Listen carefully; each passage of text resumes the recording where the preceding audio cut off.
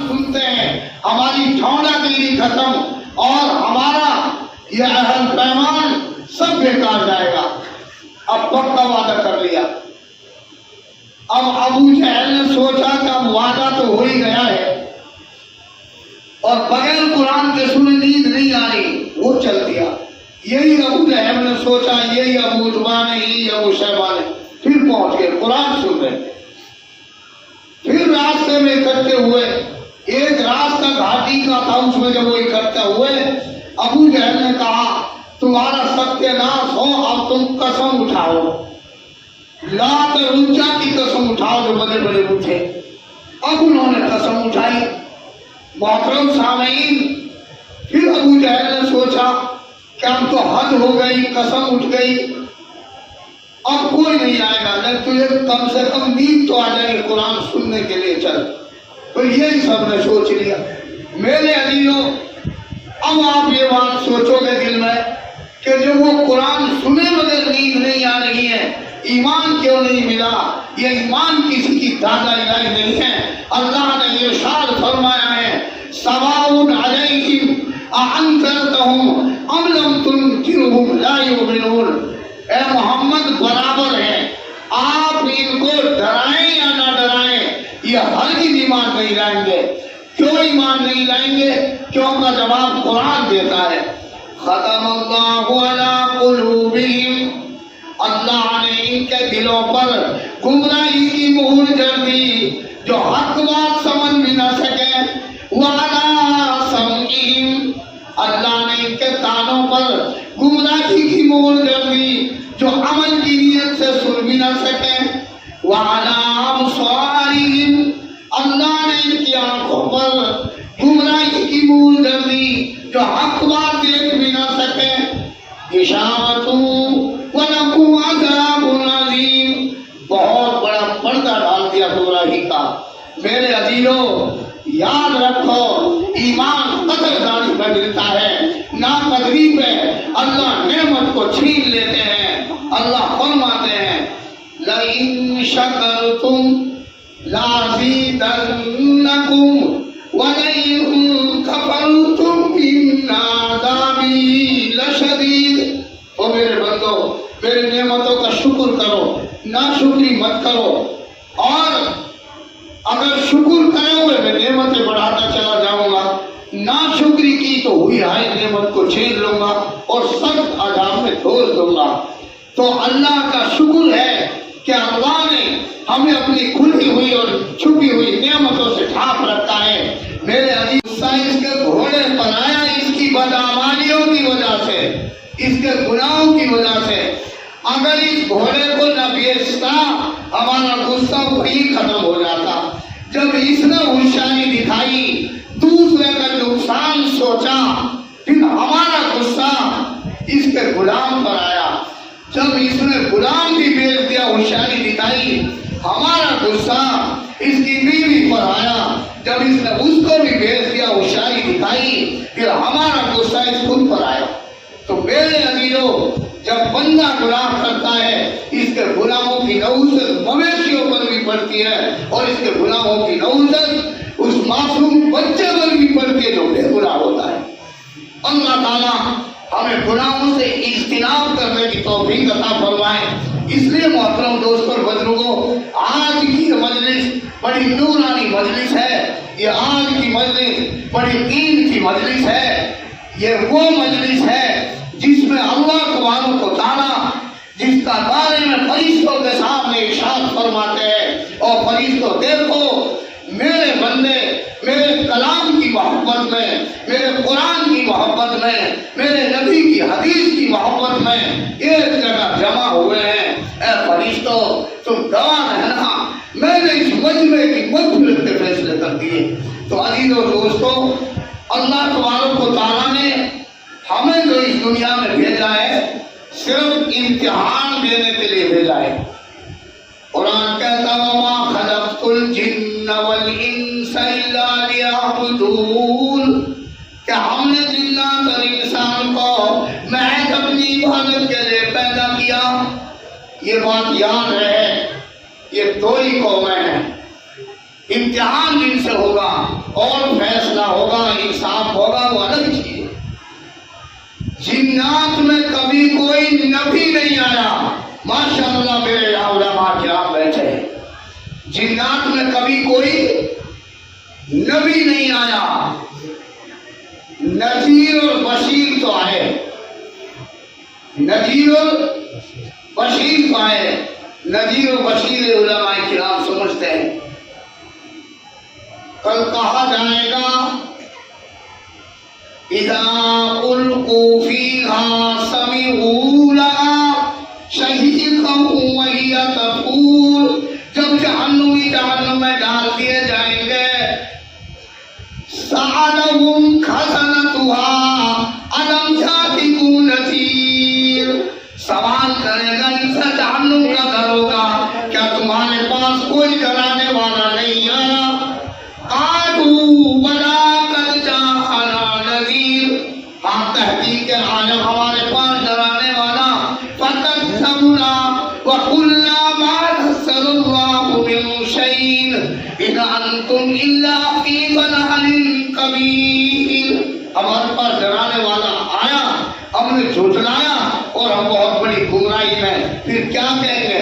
وقالوا لو كنا نسمع أو نعقل ما كنا في أصحاب السعير، اور کاش ہم ان باتوں کو مان لیتے اور کچھ عقل سے کام لیتے، آج ہم جہنم والوں میں سے نہ ہوتے۔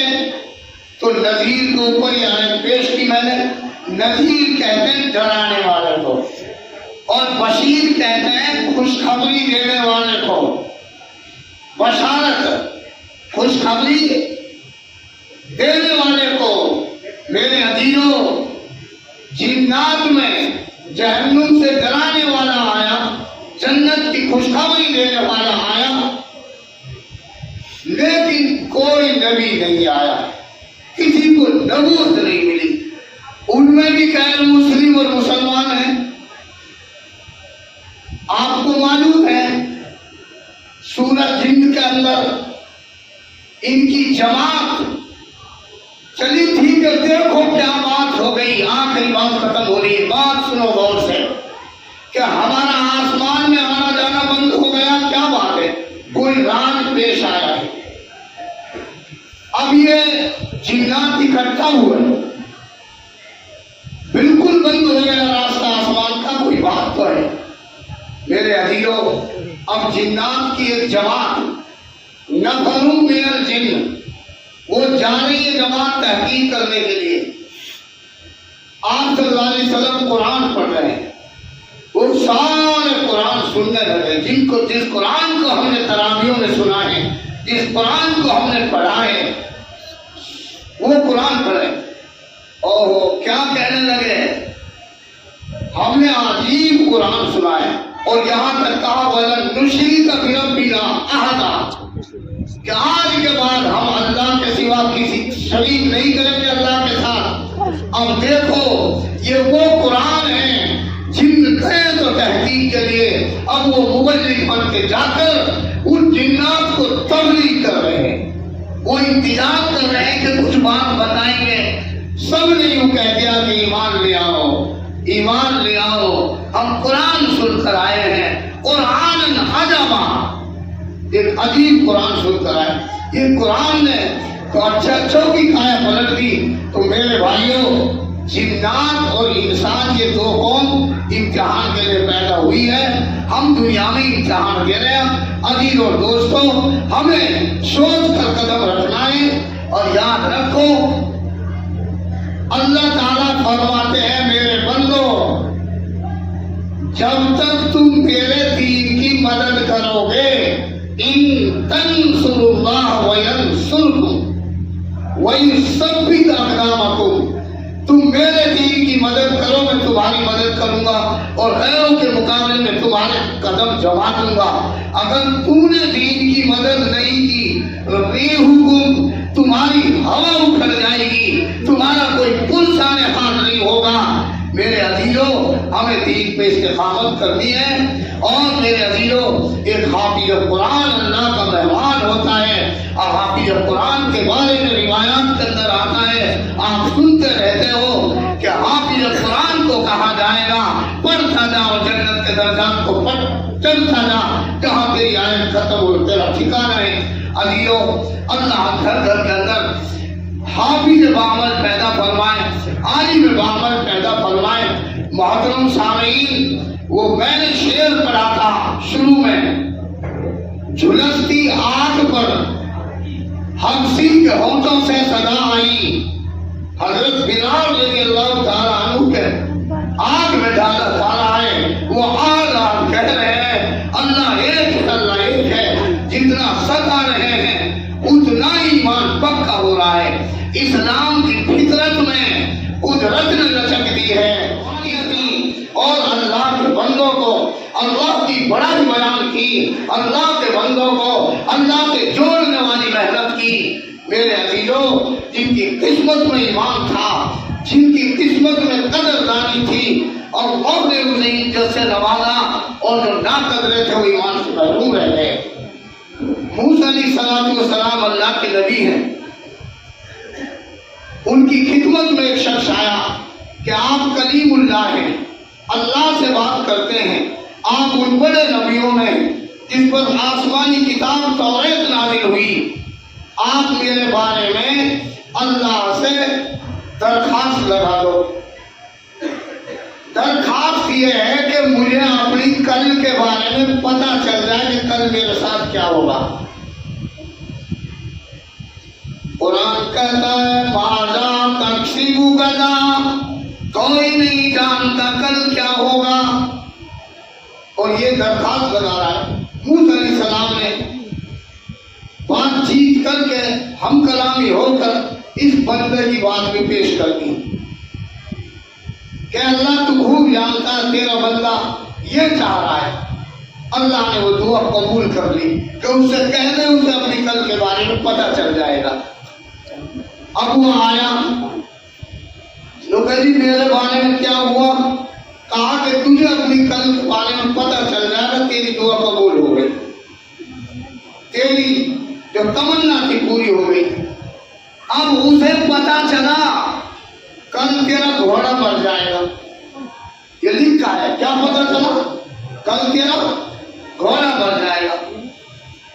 تھا بڑا چالاک، اس نے کہا ہے جب بھی مرے گا وہ گھوڑے کو آپ بیچ دیا،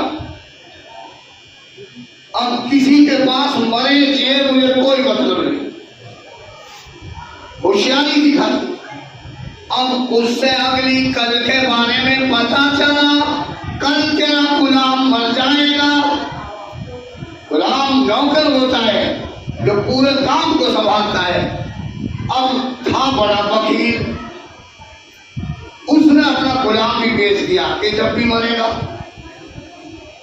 میرے عزیزوں، جب اس نے ہوشیاری دکھائی، اس سے آخری کل کے بارے میں پتہ چلا کہ کل تیری بیوی مر جائے گی۔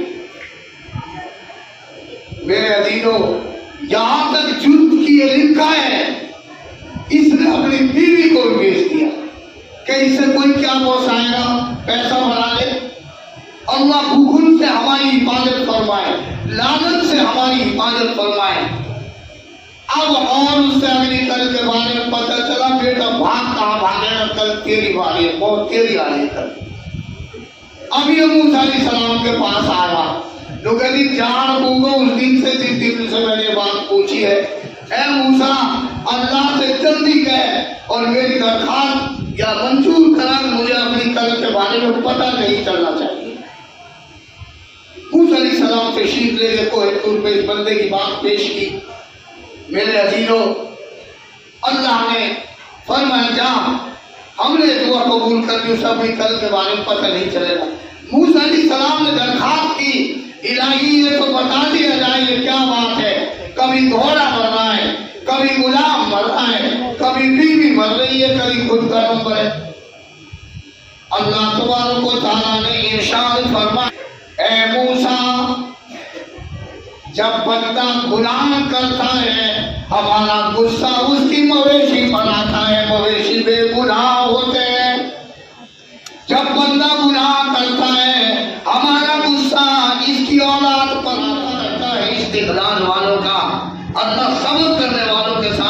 ہیں. ہمیں پوری امت مسلمہ کے حق میں دعا کرنی ہے. یہ دعا بھی مومن کا ہتھیار ہے. اللہ پاک پورے عالم کے اندر پورے امت مسلمہ کی حفاظت فرمائے. اللہ کہنے سننے سے زیادہ ہمیں عمل کی توفیق عنایت فرمائے. وآخر دعوانا الحمدللہ رب العالمین.